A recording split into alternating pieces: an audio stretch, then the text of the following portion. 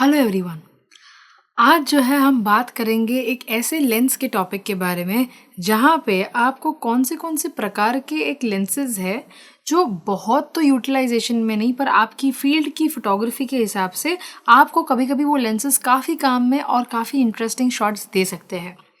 इस वीडियो को शुरू करने से पहले मुझे आपको सिर्फ एक बात बतानी है कि आपको पता होगा या नहीं मुझे नहीं पता, बट हमारे इस चैनल के ऊपर हमारी एक सीरीज़ चल रही है जहाँ पे हम फोटोग्राफी और वीडियोग्राफी के बहुत सारे ट्यूटोरियल्स हर गुरुवार को और अब तो हर रविवार को लेके आ रहे हैं। सो आई होप आप इस वीडियो को जो है लाइक करें, इस चैनल को सब्सक्राइब करें एंड सारे दोस्तों के साथ जिनको भी फोटोग्राफी में रस है, वीडियोग्राफी सीखने में इंटरेस्ट है, उन्हें आप शेयर करें ताकि उनका भी नॉलेज बढ़े जैसे आपका बढ़ रहा है।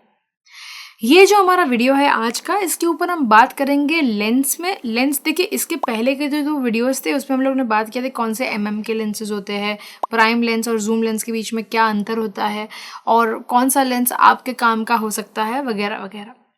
आज हम बात करेंगे कौन से प्रकार के लेंसेज हैं। प्रकार मतलब कुछ यूनिक लेंसेज, ठीक है। यूनिक लेंसेज कौन से हैं? सबसे पहला, यूनिक तो नहीं पर बहुत ज़्यादा काम की चीज़ है, काम का लेंस है, वो है मैक्रो लेंसेज। जितने भी इंसेक्ट फोटोग्राफर्स हैं, माइन्यूट डिटेल फोटोग्राफर्स हैं, कमर्शियल प्रोडक्ट फोटोग्राफर्स हैं और जो डिटेल शूट्स लेते हैं, जैसे वेडिंग में भी जो डिटेल ऑर्नामेंट्स के, ज्वेलरी के शॉट्स लेते हैं, रिंग्स के शॉट्स लेते हैं, या फिर अगर आपका काम है जो छोटी छोटी माइन्यूट चीज़ें वगैरह ऐसे प्रोडक्ट्स को शूट करना, या फिर आप ऐसे फोटोग्राफर हो जो जिसका शौक है, जिनको माइन्यूट चीज़ों को लेके शूट करने की इच्छा होती है, अगर आप इनमें से कोई भी हो, आपके लिए जो है मैक्रो लेंस बहुत काम का हो सकता है। मैक्रो लेंस का मतलब है उसमें आता है 85 mm और 100 mm, ठीक है। अगर आप 100 mm का मैक्रो लेंस आपके ऊपर लगाते हो तो अब जो आप सीन देख पाते हो, जैसे कि एक दो रिंग पड़ी है, वो जो रिंग का शॉट अगर आप नॉर्मली लोगे तो अच्छा ही आएगा, ठीक है। पर मैक्रो लेंस जैसे लगाओगे, वो जो लेंस है उसकी बहुत सारी डिटेल्स आएगी और अब जो आपको पूरे फ्रेम के अंदर दो छोटी सी रिंग दिख रही थी, उसके बदले आप 100 mm पे जब मैक्रो पे शूट करते हो तो यही दो जो रिंग है वो पूरी फ्रेम कवर कर देती है एंड उसकी एक एक जो हीरे की जो रेशे है या फिर जो गोल्डन रिंग है उसकी जो रेशे है वो भी दिखते हैं। तो इतना अंतर होता है मैक्रो लेंसेज और नॉन मैक्रो लेंसेज में। मैक्रो लेंसेज का मतलब क्या होता है? जब भी आप कोई प्रोडक्ट को देखते हो और उसे शूट करने जाते हो, आपको पता होगा कि अगर हम उस सब्जेक्ट के बहुत पास चले गए तो हमारे लेंस के अंदर आगे पीछे होता है, मतलब चूं चूं चूं ऐसा आवाज़ आता है और वो फोकस नहीं कर पाता है, ठीक है। इसका कारण है कि हमारे लेंस के ऊपर मिनिमम फोकसिंग डिस्टेंस रहता है, जिसके बारे में हम लोग ने लास्ट वीडियो में भी बात की थी। मिनिमम फोकसिंग डिस्टेंस का मतलब है कि सब्जेक्ट और हमारे बीच में जो डिफरेंस है, जो डिस्टेंस है, वो डिस्टेंस अगर एक तक का होना चाहिए, 2.5 mm 5 mm ऐसे, अगर उतना है तो आप सही से फोकस कर पाओगे। अगर आप थोड़ा सा भी और पास में गए, अगर उस को आपने तोड़ा और पास में गए, तो फिर आप जो शूट करोगे उसमें जो है फोकसिंग नहीं होगा। इसीलिए अगर आप छोटी छोटी बारीक चीज़ें, ज्वेलरी, डायमंड, गोल्ड, प्रोडक्ट, ये सारी चीज़ें जब आप शूट करते हो, इंसेक्ट्स शूट करते हो, एक छोटा सा एंट रहता है या फिर एक छोटी सी बटरफ्लाई है, उसकी आंखें अगर आपको शूट करनी है, आपको इतना माइन्यूट काम करना है, ठीक है, और आपको चाहिए उसकी आंखों के अंदर की भी डिटेल्स आए, ये सारी चीज़ें जब आपको शूट करनी होती है, अगर आप हमारे नॉर्मल लेंसेज से काम करोगे तो आपको उतना पास आना पड़ेगा और जैसे ही पास आओगे तो वो फोकस नहीं कर पाएगा, क्योंकि उसका मिनिमम फोकसिंग डिस्टेंस की जो लिमिट है वो ख़त्म हो चुकी है। इसीलिए हमारे पास मैक्रो लेंस का ऑप्शन होता है। जैसे ही आप मैक्रो लेंस कनेक्ट करते हो और सब्जेक्ट के पास जाते हो, आप एक एक रेशे, उसकी डिटेल्स जो आप अपनी खुद की आंखों से जो चीज़ नहीं देख सकते हो, उससे ज़्यादा आप इस लेंस के थ्रू देख पाते हो। सो ये है मैक्रो लेंसेज की ताकत। बहुत ही अच्छे और बहुत ही इंटरेस्टिंग लेंसेज हैं, ठीक है। So one is that. इसके बाद का जो लेंस है जो मुझे पर्सनली बहुत इंटरेस्टिंग लगता है वो है टिल्ट एंड शिफ्ट लेंस। जब भी हम बात करते हैं ब्लरिंग के बारे में, मतलब ब्लर बैकग्राउंड हो जाए उसके बारे में, तो हम कहते हैं कि भाई वाइड एपेचर रखे, 1.8, 1.2, 1.4 का अगर एपेचर होगा तो सब्जेक्ट के पीछे का सब कुछ बोखे हो जाएगा, ब्लर हो जाएगा। जो फोरग्राउंड है, जो सब्जेक्ट के आगे की चीज़ है, वो भी ब्लर हो जाएगी, बैकग्राउंड भी ब्लर हो जाएगा। तो ये तो हम लोग ने बहुत सुना है। पर जो टिल्ट एंड शिफ्ट लेंस होते हैं वो ऊपर का और नीचे के भाग को ब्लर करता है। मतलब ये था कि फोरग्राउंड और बैकग्राउंड, ठीक है, यहाँ पे फोरग्राउंड बैकग्राउंड को कुछ नहीं होता है। टिल्ट एंड शिफ्ट में क्या होता है कि जो फ्रेम आप देख रहे हो उसके ऊपर का भाग और नीचे का भाग ब्लर होता है, ठीक है। ऊपर नीचे की वो फ्रेम जो रहती है वो ब्लर होता है, जिसकी वजह से अगर आप एक फ्रेम शूट कर रहे हो जहाँ पे कपल है तो वो जो ऊपर की उसकी जितनी भी चीज़ें लाइट रखी हुई है वो ब्लर हो जाती है। कपल के साथ की जो सारी चीज़ें हैं वो शार्प की शार्प रहती है और कपल के नीचे जो सारी चीज़ें हैं वो वापस ब्लर हो जाती है। टिल्ट एंड शिफ्ट लेंसेज, ये जो लेंस है उसका जो दिखने का जो तरीका है, अगर आप उसको देखोगे तो भी बहुत इंटरेस्टिंग है। ये लेंस जो है पूरा का पूरा टिल्ट होता है, मतलब हमारे लेंसेज सीधे सटीक सामने देखते हैं।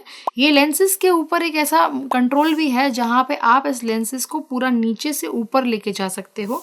तो ये टिल्ट होता है, इसकी वजह से इसमें आगे पीछे ब्लर नहीं होता, ऊपर नीचे ब्लर होता है, ठीक है।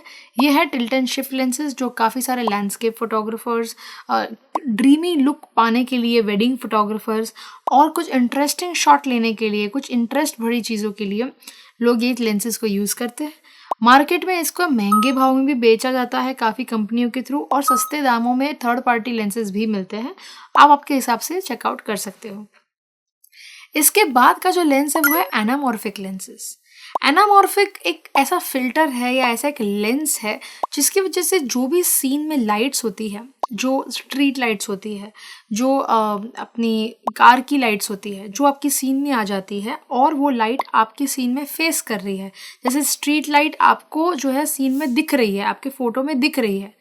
अगर ऐसी कोई भी लाइट है, जो छोटी लाइट्स है, जो आपके जो स्क्रीन है उसके तरफ, मतलब आपके फ़ोटो के तरफ वो फेस कर रही है, स्क्रीन में क्लियर फेस कर रही है, तो फिर वो जो लाइट है वो पूरी की पूरी लाइट में से जो रेज आते हैं वो ब्लू कलर के या गोल्ड कलर के रेज आते हैं, ठीक है। ये पूरा जो लाइट है वो अभी जैसे ही थोड़ा सा ही जो है ग्लो करता है, उसके बदले उसमें से पूरी ब्लू लाइनिंग की रेज आ जाती है। काफ़ी सारे फिल्म्स में, टीवी सीरियल्स में, वेब सीरीज़ में एनामॉर्फिक लेंस को यूज़ किया जाता है और इस प्रकार के बहुत ही इंटरेस्टिंग जो है लाइट के रेज पा सकते हैं। इतना ही नहीं, एनामॉर्फिक लेंस में जो है आपकी जो फ्रेमिंग है वो भी काफ़ी वाइडन हो जाती है। अब तक जो आप फ्रेम ले रहे थे वो 16:9 है, इसमें जो है वही 16:9 जो है पूरा वाइड हो जाता है और काफ़ी ही अल्ट्रा फुल HD या 4K जैसी एक लुक दे देता है, जहाँ पे शार्पनेस तो है ही पर साथ ही साथ जो व्यू है वो एकदम वाइड हो गया है। एंड ये काफ़ी लोगों को जो है फिल्म लुक वालों के लिए काफ़ी पसंद आता है। अगर आप वाइड लेने के बाद वापस उसे कंप्रेस करके फुल HD में भी लेके आ सकते हो, तो अब जो आपको शॉट्स मिलेंगे उसमें जो पीछे का बोके रहेगा, जो सब्जेक्ट होगा, काफ़ी कंप्रेस हो जाएगा और उसकी वजह से भी काफ़ी इंटरेस्टिंग कंपोजिशंस आपको मिल सकते हैं। ये बहुत ही कम लोग इस्तेमाल करते हैं क्योंकि कम लोग इसके बारे में जानते हैं, ठीक है। तो जो अच्छे अच्छे लेवल के सिनेमेटोग्राफर्स, फिल्म मेकर्स हैं, वही लोग इसको यूज़ कर रहे हैं, पर मैं इंसिस्ट करती हूँ कि क्यों ना हम भी इसे यूज़ करें। क्यों नहीं? क्योंकि हमें पता नहीं होता इसलिए हम यूज़ नहीं करते। काफ़ी सारी ब्रांड्स जो है खास करके एनामॉर्फिक के फ़िल्टर्स भी बेचती है। अगर आपको लेंस नहीं खरीदना है तो आप फ़िल्टर भी लगा सकते हो, और काफ़ी सारे लोग जो है इसके डेडिकेटेड लेंसेज भी बेचते हैं जो आप चेकआउट कर सकते हो। इसके बाद का जो लेंस है वो है सिने लेंसेज। हमारे जितने भी लेंसेज होते हैं 70-200, 16-35 जो जूम लेंसेज होते हैं वर्सेस हमारे जो प्राइम लेंसेज होते हैं, वो सारे कंज्यूमर कैमरास के लिए बनाए गए लेंसेज होते हैं। चाहे आप उसको L सीरीज़ वाले यूज़ करें या फिर आप STM लेंसेज यूज़ करें, जिसके बारे में हम लोग ने पहले की वीडियोज़ में बात किया था। पहले के जो वीडियोज़ गए थे उसमें हम लोग ने काफ़ी क्लियरली, आप चेकआउट कर सकते हो हमारे दोनों वीडियोज़, उसमें आप देख सकते हो। अभी हम बात करते हैं सिने लेंसेज के बारे में। ये जो सिने लेंसेज होते हैं उसके ऊपर जो है f स्टॉप से ज़्यादा t स्टॉप का इम्पोर्टेंस रहता है। t स्टॉप का मतलब है कि जो भी लाइट रेज इसके अंदर आ रही है, वो लाइट रेज जब तक सेंसर पर पहुंचती है वो कितनी लाइट पहुंची। एफ स्टॉप का मतलब है कि भाई इतना जो है वाइड एपर्चर हुआ है और इतनी लाइट रेज जो है सेंसर पे पड़ेगी।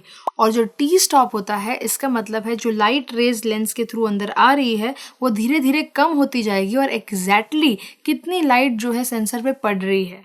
ये दोनों के बीच का अंतर है। और ये जो टी स्टॉप है जो आपने अभी जस्ट सुना, कितना इंटरेस्टिंग लगा कि भाई इतनी माइन्यूट प्रिसिशन पे भी हमारे कैमरा के थ्रू और लेंसेज के थ्रू हमें डिटेल्स मिल सकती है। तो वो जो टी स्टॉप है या फिर जो मैनुअल कंट्रोल से पूरा जो काम करना होता है, बड़े बड़े पिक्चरों में, वेब सीरीज़ में, शूट्स में लोग जो है सिने लेंसेज यूज़ करते हैं। उसमें बहुत सारे अलग अलग कंट्रोल्स दिए गए हैं। तो अगर आप high and film making, music videos, ये सारी चीज़ें बनाओगे तो आप सिने लेंसेज की तरफ जाओगे, क्योंकि उसके अंदर के जो लेंस एलिमेंट्स है, उसकी फ़िल्टर और उसकी क्वालिटी और भी ज़्यादा एल सीरीज़ से भी अच्छी है। एंड जो आप क्वालिटी देखते हो जो बड़े फिल्मों में, जो आपको लगता है यार हमसे ज़्यादा इसकी क्वालिटी इतनी अच्छी क्यों आती है, उसका एक कारण ये सारे सिने लेंसेज का भी होता है। ये काफ़ी हैवी होते हैं, इसके लिए आपको यह अलग फोकस पुलर लगता है। फोकस पुलर जो है उसका काम होता है कि जब भी आपका शॉट ए पॉइंट से बी पॉइंट पे जाए तो ये फोकस पुलर जो है आपको ए पॉइंट से बी पॉइंट तक का फोकस दे। तो आपको जैसे हाथ से मैनुअल फोकसिंग नहीं करना होता है, सिने लेंसेज के लिए अलग से डेडिकेटेड फोकस पुलर होता है जो ये काम करता है। ठीक है, सो ये सारी अलग अलग लेंसेज है। आई एम श्योर काफ़ी और भी लेंसेज हो गए जो मुझे यूनिक लगे, वो मैंने आपके साथ शेयर किए। कमेंट करिए अगर आपको भी कोई नया और यूनिक लेंस अगर कोई मार्केट में दिखा हो, लोग भी इस बात को आपसे सीखेंगे। एंड अगर आपको हमारी ये सीरीज़ पसंद आ रही है तो मेक श्योर करें कि आप इस चैनल को सब्सक्राइब करें, लाइक करें एंड शेयर करें सारे फ्रेंड्स के साथ। और एक गुड न्यूज़ है, आने वाले सेशन से हमारी इसी सीरीज़ का एक बहुत ही एडवांस वर्जन जो खास वेडिंग फोटोग्राफर्स के लिए और वीडियोग्राफर्स के लिए है, वो शुरू होने वाला है। So see you there. Thank you so much, see you soon.